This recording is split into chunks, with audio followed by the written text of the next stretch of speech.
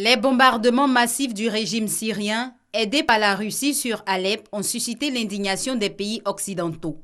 À bout de patience, Washington jette l'éponge. Lundi, la Maison-Blanche a annoncé qu'elle suspendait ses pourparlers avec la Russie sur un cessez-le-feu.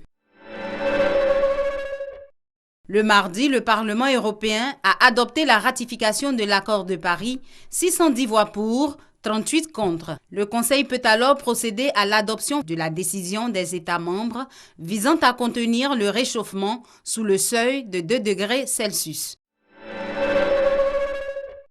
Dans un contexte de crise économique, le Nigeria cherche à renflouer ses caisses. Mercredi, la présidence a confirmé la mise en vente de 2 jets privés appartenant au gouvernement. Le Conseil de sécurité de l'ONU a soutenu unanimement le jeudi le Portugais António Guterres. Il devrait remplacer Ban Ki-moon au secrétariat général des Nations Unies. Le président colombien Juan Manuel Santos s'est vu décerner vendredi à Oslo, en Norvège, le prix Nobel de la paix. Malgré le rejet de l'accord de paix avec les FARC par les populations, les organisateurs du prix apprécient tout de même ses efforts pour mettre fin à 52 ans de guérilla.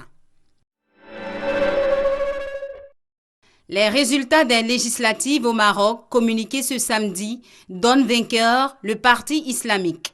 Reconduit pour un mandat de 5 ans, le PJD, Parti Justice et Développement, confirme ainsi sa position dominante sur l'échiquier politique marocain.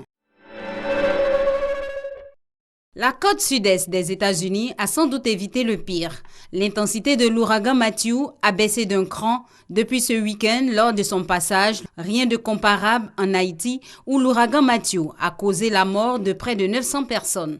Le pays a décrété depuis ce dimanche un deuil national de 3 jours. Ce dimanche également, Donald Trump affrontera pour la 2e fois Hillary Clinton. Suite à la révélation de ses propos sexistes, des ténors républicains décident de ne plus voter pour le milliardaire et lui demandent de se retirer de la course présidentielle. Le candidat républicain, ainsi lâché, aborde en très mauvaise posture ce 2e débat télévisé. Et c'est à l'avantage de la candidate démocrate Hillary Clinton qui avait déjà pris une longueur d'avance lors du premier débat le 27 septembre dernier.